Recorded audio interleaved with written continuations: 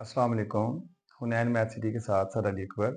आज के इस लेक्चर में हम क्लास 9 चैप्टर नंबर 11 एक्सरसाइज हमारे पास जो है रिव्यू एक्सरसाइज उसका question number 5 very important paper में शॉर्ट क्वेश्चन काफ़ी दफ़ा आया हुआ है। इसे देखते हैं।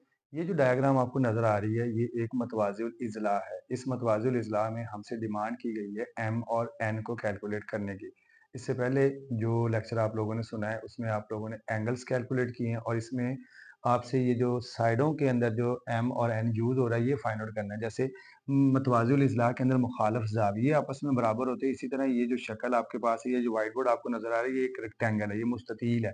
ये लेंथ जो है इस लेंथ की इक्वल है, ये लेंथ जो है ये इस लेंथ की इक्वल है। इसी तरह मतवाज़िल इज़लाह में ये वाली लेंथ सारी जो एल एम है ये पी एन के इक्वल है और पी एल या एल पी जो है ये एम एन के इक्वल है।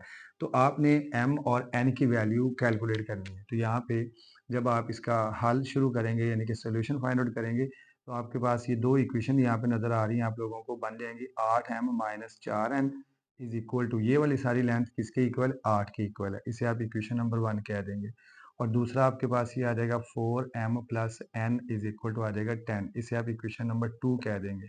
अब इन दोनों इक्वेशंस को आपने साइमल्टेनियसली सॉल्व करना, चाहे तो पहले m खत्म कर लो चाहे तो पहले n खत्म कर लो, ये आप लोगों की अपनी चॉइस है। लेकिन यहाँ पे क्या करते हैं हम सबसे पहले कि ये नफ़ी 4n है, ये जमा का n है। अगर हम मसावत 2 को 4 से ज़रब दे देंगे तो ये भी जमा का 4n ऊपर नफ़ी का 4n है, तो ये कैंसिल जल्दी हो जाएगा। तो यहाँ पे आप लिखेंगे मसावत 2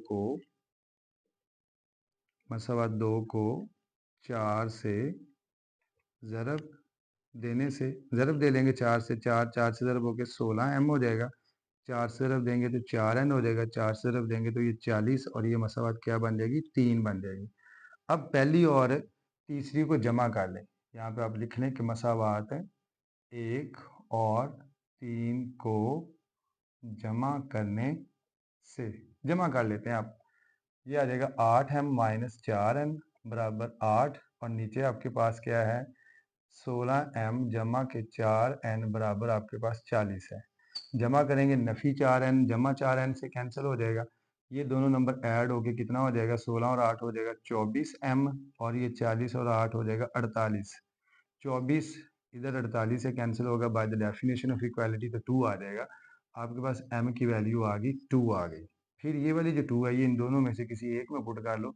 हम इसे दूसरी मसावात में पुट कर देते हैं। इसके नीचे आप लिख दें कि मसावत 2 में दर्ज करने से दर्ज कर दें जहाँ पे m लिखा हुआ है 4 m की जगह पे आपने लिखा 2 क्योंकि m की कीमत ही 2 आई है। फिर आगे जमा n बराबर आपके पास 10 है। 2 4 से ज़रब हो गई या 4 2 से ज़रब हो गई 8 जमा n बराबर 10 और n बराबर आ जाएगा 10 माइनस 8। तो m n की वैल्यू जो है वो आपके पास वो भी क्या आ जाएगी वो भी 2 आ जाएगी। तो इस तरह से ये बहुत आसान सा क्वेश्चन जो आप लोगों ने कंप्लीट किया है। तो चैप्टर नंबर 11 के जो हमने 3 क्वेश्चंस किए हैं वो आप लोगों ने अच्छे से करने हैं और इंशाल्लाह इन फिगर्स में से कोई एक आधी फिगर आप लोगों को पक्की पेपर में नज़र आएगी और आप लोगों को क्वेश्चन जो है वो बहुत आसान हो जाएगा।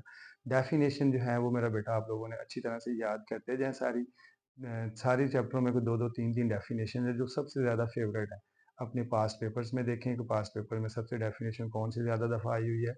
वो मैं भी आपको एक दफ़ा बता दूँगा कि कौन-कौन सी इंपॉर्टेंट आप लोगों ने करनी है, तो वो सारी याद कर लीजिएगा। इंशाल्लाह आप लोगों का पेपर बहुत अच्छे से अटेम्प्ट हो जाएगा। अपना ख़्याल रखिएगा। खुदा हाफ़िज़।